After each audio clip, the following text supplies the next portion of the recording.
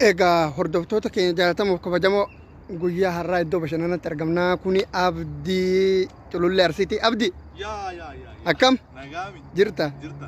Akkami har'a maaltu sitti mul'ataa jira? Yaa aboo akkas dhaabadhee galmaal qilleensa Itoophiyaan argaa jechuudha. Hayyee maal dachi nama akkana bareedu kun qilleensa biyya keenyatti wanni garaagara ta'e ifaa fi makiinaa kana malee bakka kana caalaa bareedu qaba jechuudha. Sigalee rakkinni nama keenyamaa inni ifaan qabu karaa makiinaan qabu malee bakka akkanaa kana fakkeenya akka wallootti bakka kanaan beektu giraama akkanaa qaba namatti. Yaa aboo bineensa galaaniin beeka kana amma gola kana gola kana kinoomee daawwattoota keenya agarsiifna. Ila gola asiin gaditti agartan kana amma bineensa keenya keessatti argama.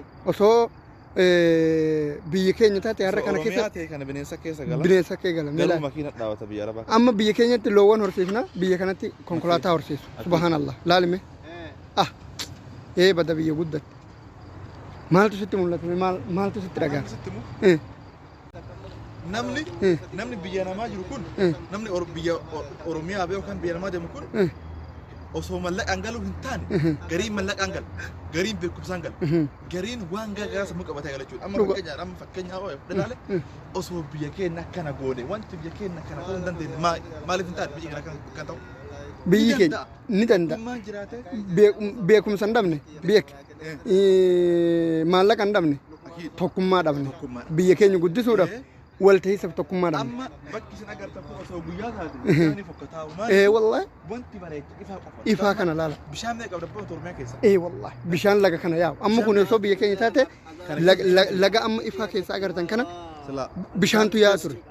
Amma garuu biyya kanatti waadii karaa makiinaa taheeti bakka namni qilleensa urgaa'aa fudhatu magaalaarraa gadi bahee milaala baadiyyaa keessa kan akkanatti hojjetamu osoo magaalaa keessa isin agarsiifne akkam taalaata dhiiroo kunis gaafii ta'uu qaba. Egaa wanti biraa wanti jennu tokko yoo jiraate biyya namaa kanarraa waa tokko yoo gartan koppii godha akkamitti biyya kiyya tajaajila akkamitti biyya kiyya guddisa waan kana koppii godha muuxannoon isin qabaatu qabdan maallaqa yoo dhabdan beekumsa hin dhabina fayyaa argadhaa isiniin jenna kinoo akkanatti jirra. Mem fakkeenya kootu as agarsiisu.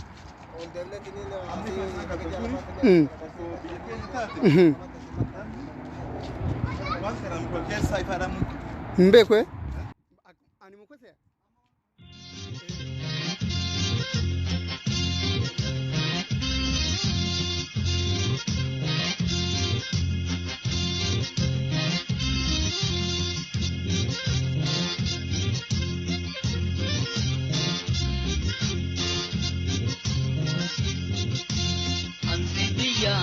Ansibiya kenne lubbuutiya yaa sabako akkanarraa deeme gaafarakko.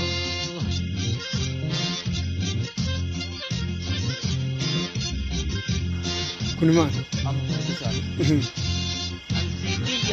Ansibiya kenne lubbuutiya yaa sabako akka irraa deeme beekakanko.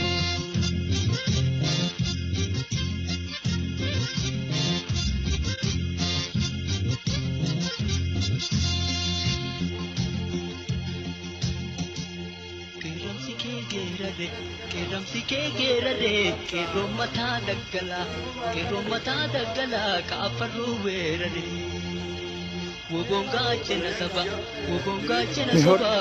ofii saba ofii. Akkam nagaa jirtanii yoo yaa jennee babaaruuf fayyaa. Egaa har'a istiraa keessatti argamnaa dhugaa rabbi. Tadalagamteef dubbiin giddiidhaan na jaaladhu laalii qaama kee jibbi.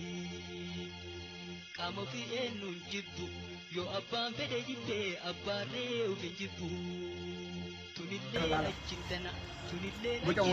Cabbii biyya keenya bilaashtuu irra deemu qopheen. Kuni muka. Simmintoo wanna mukaan sayinaa kuni simmintoodha wallah.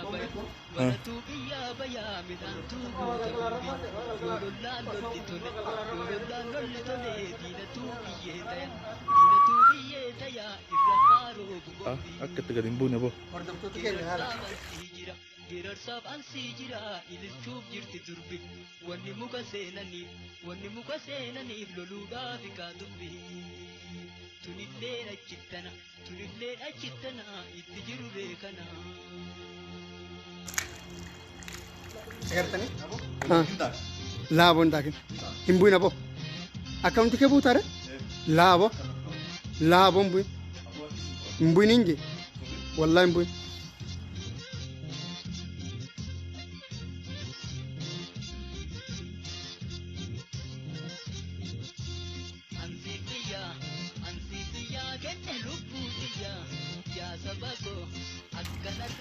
yaa bo biyya keenyatti nuyi lagatti agarraa bishaan kinoo asitti akkanatti asitti tolchame mee jijjiime akkam jette ji